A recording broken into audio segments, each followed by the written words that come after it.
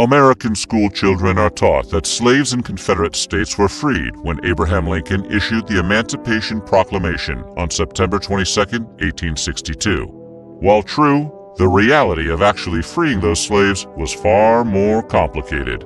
Okay, so let's head back to the days after the Civil War.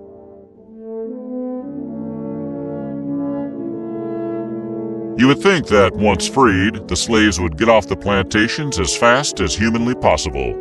But in his autobiography, Booker T. Washington mentioned that many ex-slaves, especially older ones, decided to stay. Although free, these ex-slaves typically made deals with their former masters to work for pay. According to Washington, one by one, the older slaves began to wander from the slave quarters back to the big house to have a whispered conversation with their former owners as to the future. Thomas Rutling was only 9 when he and his fellow slaves learned of their emancipation. He thought freedom would mean his family would now live a life like their former master, but instead, the family chose to stay on the plantation another 2 years. Rutledge, along with his brother and sister, finally left the plantation in 1865. They went to live with a family in Nashville. He later attended the Fisk Free Colored School, which eventually became Fisk University.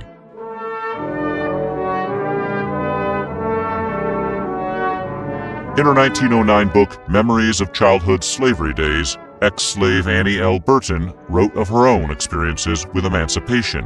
Annie recalled that when the news reached the Alabama plantation she worked on, every slave who wasn't feeble or sickly left immediately. Some of these younger, healthier ex-slaves even immediately joined the Union Army. However, because their mother had run away, Annie and her younger sisters stayed behind under the care of their mistress. This may not have been the act of charity it appears to be. This same mistress tried to talk her husband into not telling the slaves about their freedom, and then made the feeble and sickly slaves who remained on the plantation work the fields. After the crops were planted, some plantation owners asked their ex-slaves to sign contracts guaranteeing they would work the crops until January. They would then be divided at the fall harvest for payment. Such a deal is mentioned in the Reverend Irving E. Lowry's 1911 book, Life on the Old Plantation in Antebellum Days, or A Story Based on Facts. Lowry said his ex-master tried to convince the slaves to sign the deals by making a long speech in which he reminded them that he wasn't a bad guy. The plantation owner pointed out that he never put an overseer over them, never employed bloodhounds, and never separated a mother from her child, nor a husband from his wife.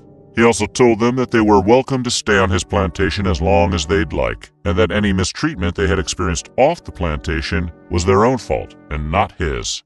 Although that argument might sound meager to us, all but one ex-slave signed the contract.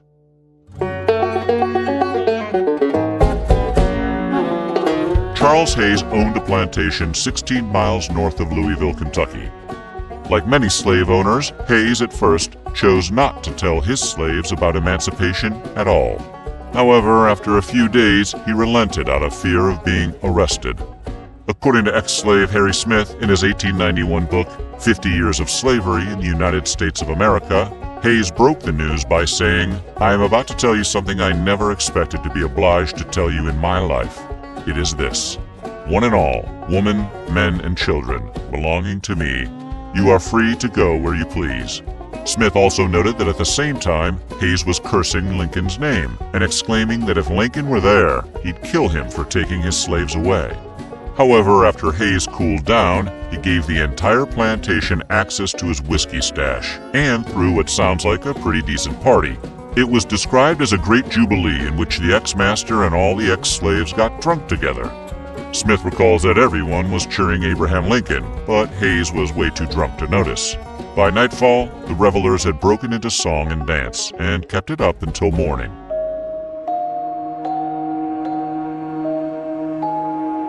According to the Civil War diary of James T. Ayers, Charles Hayes was far from being the only master who tried to hide the news of emancipation from his slaves.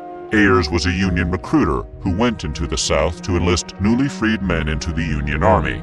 Things being as they were, he also often found himself as the person to inform the ex-slaves that they were, in fact, now free. In his diary entry for May 7, 1864, Ayers recorded spreading the word about emancipation to a group of 4 ex-slaves on a plantation near Huntsville, Alabama. He accomplished this by showing them a broadside that featured an illustration of freed slaves on one side and a two-sentence version of the Emancipation Proclamation on the other. Ayers states the four men agreed to enlist, so he told them to gather their things, and he promised he would protect them. When they were confronted by their ex-master, Ayers drew his revolver, and sounding much like a hero in an action movie, calmly told the man, "I shall not hurt a hair of your head, sir, if you be quiet. But I have come for your slaves, and your slaves I'll have." It is believed that Ayers recruited hundreds of black soldiers to the Union cause and spread the word of emancipation to thousands before his death in September of 1865.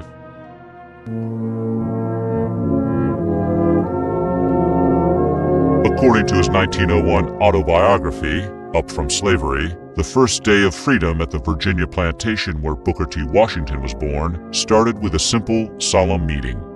The meeting was then followed by a reading of the Emancipation Proclamation by a government official, and the news was initially quite well received by the now former slaves. Washington recalled that the master's entire family had gathered on the veranda of the house. He got the impression that they were sad, not because of the loss of property, but rather because they were, in many ways, very close to some of the ex-slaves, who would now be leaving. He recalled his mother kissing her children while tears of joy ran down her cheeks.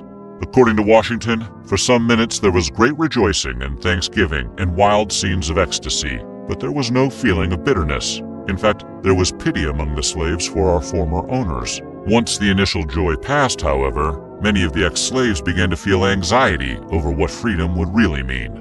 Washington observed, "The great responsibility of being free, of having charge of themselves, of having to think and plan for themselves and their children, seemed to take possession of them." He noted that some of the slaves were 70 or 80 years old and had no strength with which to earn a living.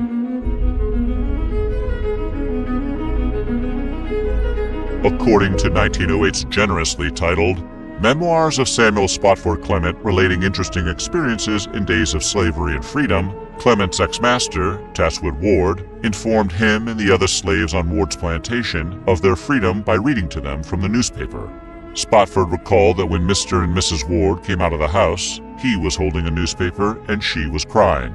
They walked to the front of the steps and he said, "Men and women, you are as free as the birds that fly in the air." Ward then raised the paper and read from it. He informed the ex-slaves that Lee had surrendered to Grant, and the Southern Confederacy was at an end. He then offered to pay the men to stay and help reap the crops. The offer was accepted by all but one man. Known only as Uncle Fendel, the man was concerned that the rebels might pick up the fight again and revoke their freedom. There's somebody who's been around the block once or twice.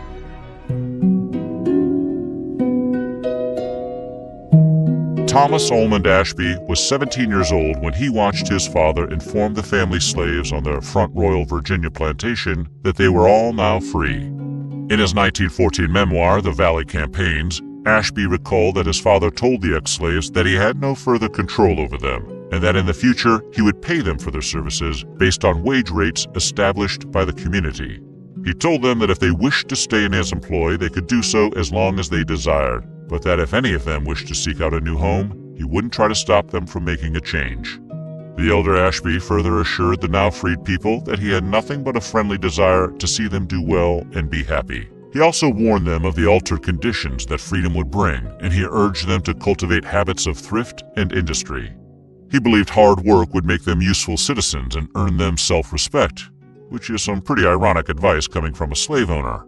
According to Ashby, it took several years before all of the ex-slaves had finally left the plantation. One, a woman known only as Aunt Susan, seemed to take Ashby's advice about thrift to heart. After saving up 3 years' worth of money she earned taking in the wash and doing light work, she was actually able to buy a neat little house in the city.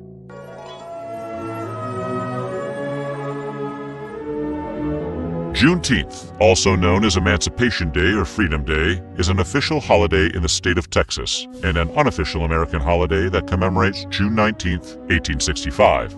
On that date, Union General Gordon Granger read from the federal proclamation that slavery was over in the state of Texas. While the Emancipation Proclamation had ended slavery in the Confederacy more than 2 years earlier, it took some time for the news to reach all parts of the war-torn states. Granger's proclamation guaranteed absolute equality of personal rights and rights of property between former masters and slaves. It also declared that the connection between master and slave was officially replaced by that between employer and hired labor. During the late 19th century, Juneteenth was primarily celebrated by the black community. However, the civil rights movement of the 1950s and 60s led to a renewed interest in the holiday at a wider level. In January of 1980, it became an official holiday in the state of Texas. And in the 21st century, it has become a widely recognized day to celebrate black historical achievements and encourage respect and pride in all cultures. When we talk about the day our ancestors were freed, the narrative is often romanticized. The way they tell it, we should be grateful for the emancipation. They talk about the end of slavery as though it was some gift handed down, as if that's where the struggle ended. But we know better. We know the chains didn't disappear the day we were freed. They just changed form. The 13th Amendment was supposed to be our liberation, but it came with a dangerous clause, a loophole that allowed forced labor to continue for the punished. And just like that, black bodies were still seen as property of the state. They swapped the plantation for the prison, creating a system of incarceration that targeted us from the beginning.